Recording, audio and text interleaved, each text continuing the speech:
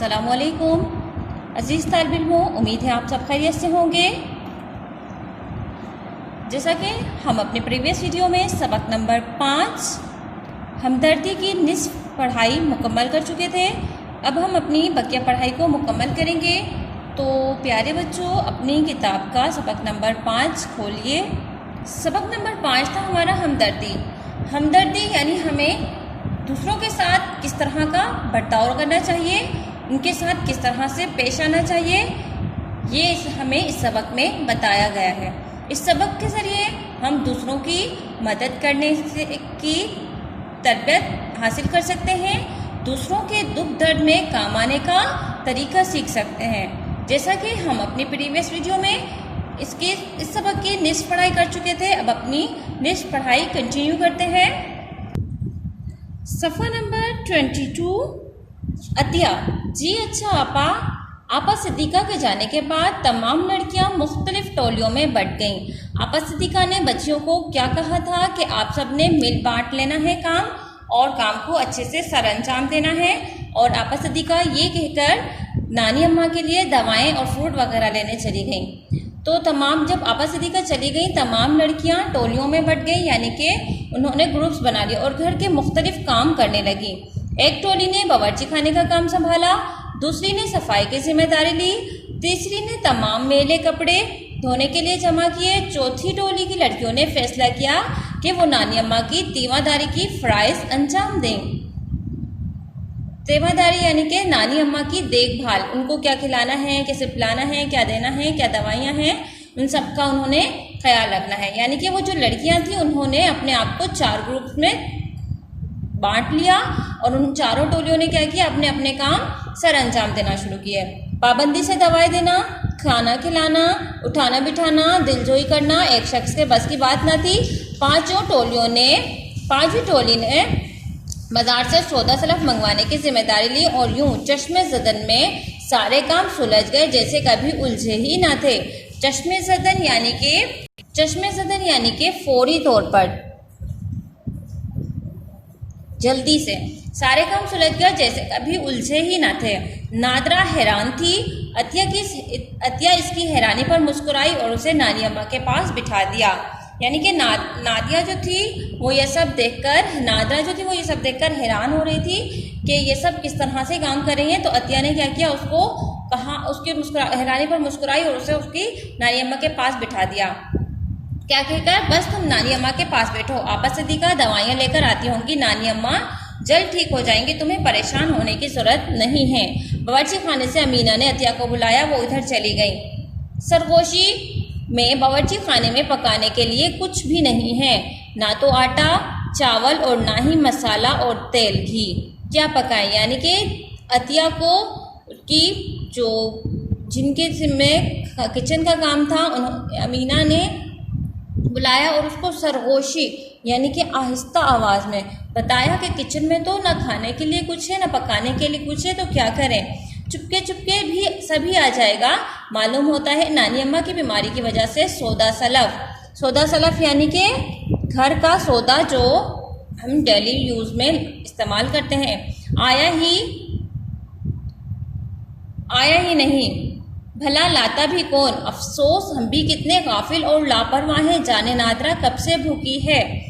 कुछ ही देर में आपा सिद्दीक़ा दवाओं और फलों से भरी टोकरी लिए घर में दाखिल हुई।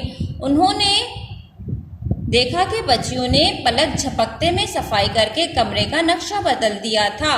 वो बहुत खुश हुई। उन्होंने नानी अम्मा के मुंह में थर्मामीटर नानी के मुंह में लगा दिया। कुत्सिया ने आते ही बर्फ़ मंगवा ली थी और वो बराबर ठंडे पानी की पट्टियाँ नानी अम्मा के सर पर रख रही थी। नानी अम्मा की गनौदगी में फ़र्क आता देखकर नादरा की जान में जान आई।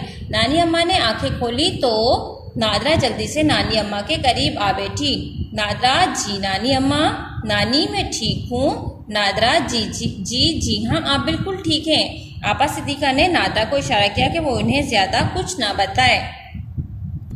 नानी अम्मा तुमने कुछ खाया? नानी अम्मा ने बड़ी मुश्किल से ये जुमला पूरा किया। नादरा जी हाँ मैंने खा लिया, आप आराम कीजिए। रुकैया की टोली नानी की खिदमत पर मामूर थी। मामूर यानी मुकर्रर, यानी कि नादरा रुकैया की जो टोली थी वो किस बात पर, कौन सी काम थे उनके, क्या काम था जिम्मे, उनके जिम्मे था नानी अम्मा की देखभाल। उन्होंने जल्दी जल्दी दवा पिलाने का वक्त और तरीका आपा सिद्दीका से पूछ लिया। दवा का वक्त हो गया था, इसलिए रुकैया ने नानी अम्मा को दवा पिला दी। नानी अम्मा को ज़रा फरहत यानी कि आराम सुकून महसूस हुई तो वो सो गई। जब उनको दवाएं दी गई तो उनको आराम महसूस हुआ तो वो क्या किया, नानी अम्मा सो गई। इस दौरान खाना पक चुका था। अतिया ने नादरा को खाना खिलाया। आपा सिद्दीका ने नादरा को कुछ देर आराम के लिए कहा। नानी अम्मा और नादरा को आराम पहुंचाकर आपा सिद्दीका और तमाम बच्चियां इतना खुश थीं कि जैसे उन्हें कोई बड़ा खजाना मिल गया हो। आपा सिद्दीका, रात होने वाली है, सोचना यह है कि रात को यहाँ कौन कौन रहेगा। सायका, आपा मेरा ख्याल है कि हर टोली की एक एक लड़की यहाँ रुक जाए। आपा सिद्दीका, आपका ख्याल ठीक है, मगर आपके घरों से इजाज़त मिलने का सवाल है।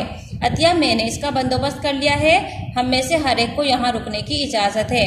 आपा सिद्दीका खुश होकर, बहुत खूब, मैं इस वक्त तक यहाँ रहूँगी जब तक नादरा की नानी ठीक नहीं हो जाती। सायका, आपा आपकी बराबरी कौन कर सकता है, ये सब कुछ हमने आप ही की बदौलत सीखा है। डॉक्टर साहब बराबर नानी अम्मा को देखने आया करते थे।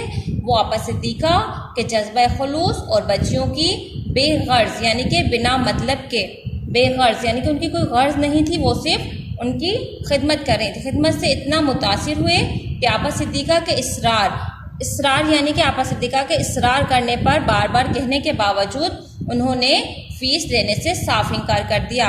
इन्हें यह देखकर बहुत खुशी हुई। ठीक है, तमाम बच्चियों ने मिलकर घर को शीशे की तरह चमका दिया था और नानी अम्मा को बाकायदगी से दवा और ग़िज़ा मिल रही थी। बाकायदगी से यानी कि बिना किसी भी रुकावट के नानी अम्मा की सेहत रोज़ बरोज़ संभलती जा रही थी।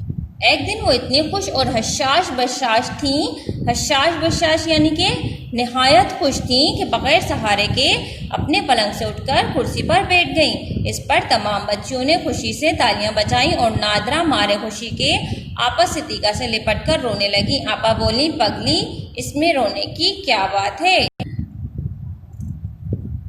जैसा कि हमारा सबक नंबर 5 हमदर्दी यहाँ मुकम्मल हुआ। इसकी हमने अच्छे से बुलंदख्वानी करनी है।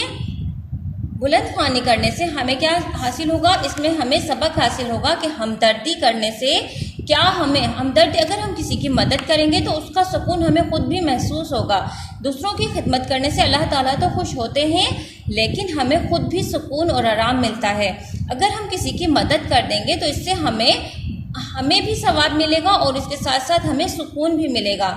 ठीक है बेटा, आपने भी इसी तरह से दूसरों की अच्छे से खिदमत करनी है। अगर किसी को आपकी ज़रूरत है तो आप उसकी मदद करें, ना कि आप उसको इनकार करें, बल्कि आप उसकी मदद करें और अपने घर वालों को भी मदद में शामिल रखें कि अगर कोई भूखा है तो उसको आप खाना खिला दें, अगर कोई बीमार है तो उसको जिम्मेदारी कर दें, अगर कोई गरीब है तो उसको आप जो दे सकते हैं, खाना, रोटी या फ्रूट, जो भी चीज़ दे सकते हैं आप उसको दें। इससे क्या होगा कि उसकी खिदमत, उसकी मदद हो जाएगी। अल्लाह ताला भी आपसे खुश और आपका भी सवाब मिलेगा और आपको सुकून भी मिलेगा।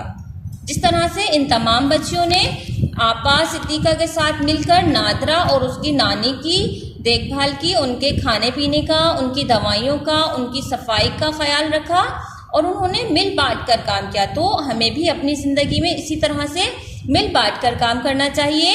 हम जोली यानी कि हमें अपना काम लड़ाई झगड़े से नहीं, प्यार मोहब्बत से एक दूसरे के साथ मिलजुल कर करना चाहिए। अगर हम मिलजुल कर काम करेंगे तो उस काम में बरकत भी होगी और अल्लाह ताला को भी वो हमारी बात पसंद आ जाएगी। तो हमें वो काम करना चाहिए जो अल्लाह ताला को भी पसंद हो, जिससे हमें खुद भी सुकून मिले।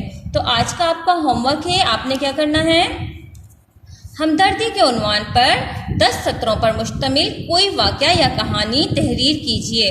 आपने हमदर्दी यानी कि किसी के साथ कोई हमदर्दी की हो, उस पर या कोई कहानी इस तरह से पढ़ी हो जो आपको याद हो, तो वो अपनी नोटबुक पर तहरीर करके हमें व्हाट्सएप करनी है।